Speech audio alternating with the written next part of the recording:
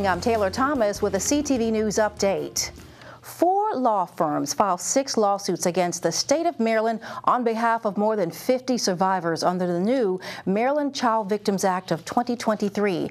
The law, which went into effect October 1st, eliminates the statute of limitations for child sexual abuse cases. The lawyers allege for decades the state systematically allowed the rape, sodomy, molestation, torture, and egregious abuse and neglect of hundreds of children in its juvenile detention centers. Victims of sexual abuse, especially the institutions that we're focusing on, which were institutions that house juveniles. Those juveniles, who could possibly have been more unprotected than juveniles that have no freedom, the juveniles that are locked up, that are completely dependent upon the facility and the staff for everything, for food, clothing, everything. And those that were entrusted to heal our children, abused them, raped them, treated them like toys for their sexual deviancy. Meantime, federal bankruptcy judge Michelle Harner has blocked lawsuits against Catholic schools, charities, and parishes that are a part of the Archdiocese of Baltimore insurance plans. For the first time in history, the House of Representatives removes its leader. On Tuesday, in a 216 to 210 vote, California Republican Kevin McCarthy was ousted from his position as House Speaker. This came after Florida Congressman Matt Gaetz forced a vote on a motion to sack McCarthy after he made a deal with Democrats to avert a government shutdown. Maryland Representative Glenn Ivey says that this is a case of chickens coming to roost. I think it was a case of the chickens coming home to roost. He'd been kowtowing too much to the right-wing extreme of his House caucus, and I think it got him in trouble and led to his demise as Speaker. I think it's going to be important for the House Republicans to select a Speaker quickly. We won't be able to do anything until they do that, and hopefully that won't take long for them to sit down, resolve their internal civil war. Hopefully it won't take long for them to sit down and resolve their internal civil war and pick a speaker so we can get back to work. McCarthy says that he will not run for Speaker again. Ohio Congressman Jim Jordan and Steve Scalise of Louisiana have announced their bids for House Speaker. Patrick McHenry of North Carolina has been named Speaker pro tem until a new Speaker is elected. Kevin McCarthy wasn't the only one to get the boot yesterday. Shortly after he was named House Speaker pro tem, Patrick McHenry ordered Representatives Nancy Pelosi and Steny Hoyer to immediately vacate their hideaway office spaces in the Capitol. In a letter to each, McHenry said the offices will be reassigned for, quote, speaker use. Senators and a few senior members of the House use the hideaway offices to prepare for session, conduct confidential meetings, and other personal purposes. Pelosi called the move, quote, a sharp departure from tradition. The Prince George's Council reverses course and approves virtual voting. It's a big win for Council member Crystal Oriatha, the first pregnant member who is about to go on maternity leave. The body passed a resolution Tuesday that will permit members to vote virtually under certain circumstances, including illness, parental leave, or a significant event outside their control. The move reverses course after pushback from a previous vote. Meantime, Prince George's follows Montgomery County's lead in introducing legislation to increase the minimum wage for tipped workers.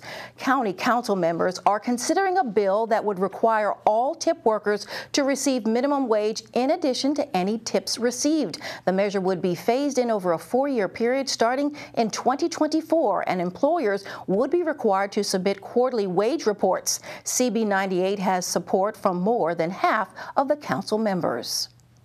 You're watching CTV News. I'm Taylor Thomas. Local organizers team up to fight diaper insecurity throughout the D.C. metropolitan area. I sent the files. Could you take a look? I'll check them out. The logo has to be round, it has to be bouncy, it has to be more plate. Lemons times 2? Excuse me, can you check these for me?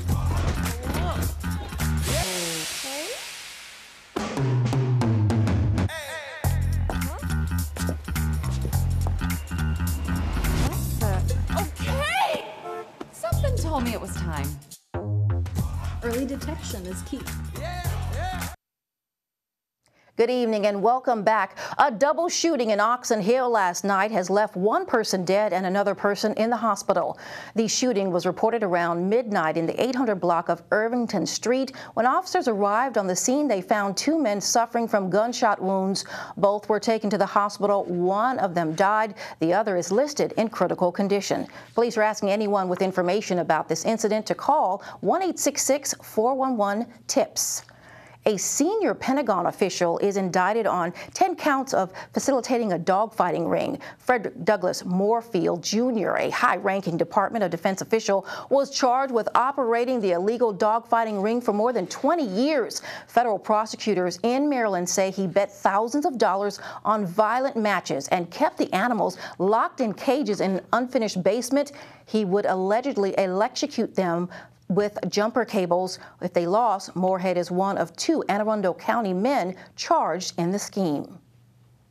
More than 75,000 Kaiser Permanente employees are now on strike. Today, union employees, one of the nation's largest not-for-profit health providers, walked off the job. The walkout marks the largest health care worker strike in U.S. history. Marylanders who work for the company will be passing out pamphlets before and after work. The strikes are represented by a coalition of 8 unions that comprise 40% of Kaiser Permanente's total staff.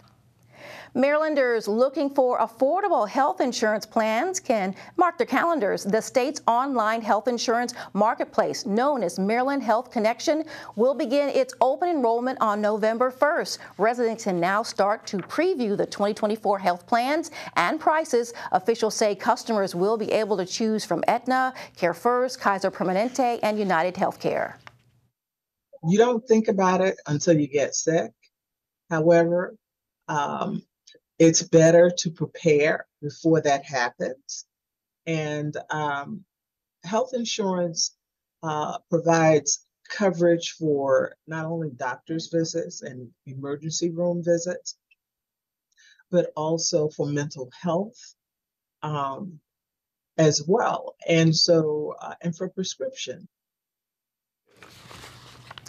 The open enrollment period ends on January 15, 2024. For more details, visit marylandhealthconnection.gov.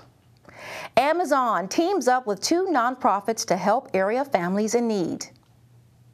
It was all about babies in our region as Amazon, Baby to Baby, and Greater DC Diaper Bag united to help families in need. Baby to Baby provides children living in poverty with essential hygiene items. The Greater DC Diaper Bank purchases and accepts food and hygiene donations for babies and hygiene products for women. Each month, the nonprofit gives out 1 million diapers to families in our area. Diaper insecurity is a growing issue, with 47% of families this year reporting it as a shortfall. See, that means they're deciding whether or not they're going to pay the rent, whether or not they're going to buy food, or whether or not they're going to make sure that their babies have diapers. As a part of Amazon's continued nationwide initiative to support children in need, they donated an 18-wheeler truck filled with baby diapers and wipes today. We know that half of families across the country have reported that they can't buy the diapers and the baby wipes and other things they need for their families because of the rising costs we all see and know about. This is just some of the 80,000 diapers donated today by Amazon to the Greater DC Diaper Bank. That, along with 172,000 baby wipes, now they'll be distributed sometime next week to 40,000 families. That's in Prince George's and Montgomery counties, as well as the District of Columbia and Northern Virginia. It's items like this that are often overlooked in donations, says Interim Executive Director Jacqueline Lindsay. There's about 40,000 families and about 38,000 babies that are now able to receive diapers and to be taken care of sufficiently. The Greater DC Diaper Bank is always looking for volunteers and hygiene products for infants and women. You can make a donation weekdays, Monday through Friday from 9 a.m. to 3 p.m. at 8890 Monard Drive in Silver Spring, Maryland. Stay right there. We'll be back with more news in a minute. Hey everyone, and coming up on your Wednesday sports page, UMD head football coach Mike Loxley as well as defensive back Dante Trader Jr. spoke to the media yesterday. I'll have more on what they had to say coming up soon. Don't go anywhere. What makes Thanksgiving special? For Ilka, it's making her family and friends feel welcome. They call me the grandma of the world. If you were over and playing with us, you were part of our family and you were going to eat. Food brings Ilka and her loved ones together. With the support of her local pantry, there's enough to go around. This holiday season, join the movement to end hunger. Get involved at feedingamerica.org/themovement. Welcome back. Well, if you have plans to take Metro Rail service to tomorrow's Washington Commanders versus Chicago Bears game, listen up. Metro will extend its hours to accommodate football goers at FedEx Field this Thursday night. The downtown Largo and the Morgan Boulevard Metro stations, which are the closest to the stadiums that is, will be open to take travelers to any Metro Rail stop. Riders should keep in mind, though, the last trains will be leaving the two stations between 12:25 a.m. and 12:34 a.m.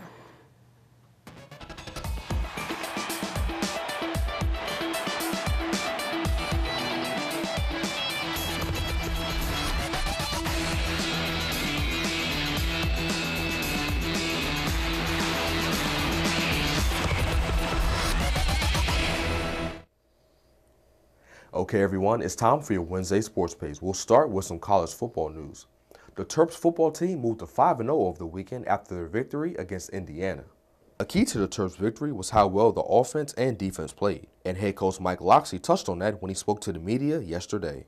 On offense, I thought we played about a complete game as we have played all year. Our ability to create scoring opportunities and big plays showed up big in that game and really helped us get off to a fast start.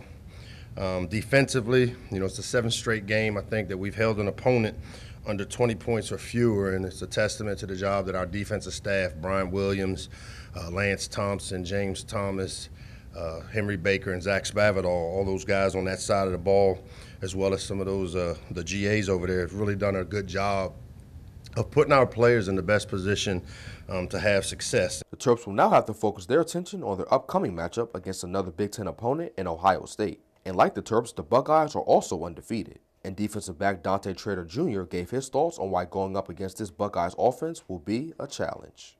I just feel like each game they're trying to mesh and get, some consistency going. They're building each game. They do a really good job of simplicity for the receivers and the quarterback's reads, but they do a lot of motion adjustments to get defenses off of what they're trying to do and get them out of get them into certain checks to manipulate them and get guys freed up like Marvin Harrison in the slot, a lot of guys in Buka, and they got some talented running backs. But, obviously we got to do what we need to do to be able to take care of them. So, kickoff is on Saturday. Switching to the NFL, the Washington Commanders matched up against one of the best teams in the league and the Philadelphia Eagles this past Sunday. Even though Washington didn't come away with the win, they did give Philadelphia a run for their money as the game did go into overtime. And head coach Ron Rivera thinks the team did a good job of gaining some momentum ahead of their Thursday night game against the Chicago Bears. To me, every week is an opportunity to get started. It really is. I mean, it would have been outstanding to come away from the Philly game with the victory. I mean, because then you have all that momentum validated, and that's what we want to do is continue to have that momentum. Well, we've got to build on it now. So we've got a big challenge ahead. This is a very hungry team coming in. So we've got a big job ahead of us. And wrapping up sports, Blake Bozeman, a former Morgan State basketball player and the son of former Bears coach Todd Bozeman, was tragically shot and killed at Crew Lounge in D.C. recently. A funeral service will be held for Bozeman on Monday, October 9th at Morgan State University at 11 o'clock. And all of us at CTV News offer our deepest condolences to the Bozeman family. And that is your Wednesday sports page. Simon Buggs, CTV Sports. Thanks, Simon. Well, that wraps up our newscast for this evening. I'm Taylor Thomas. Good night.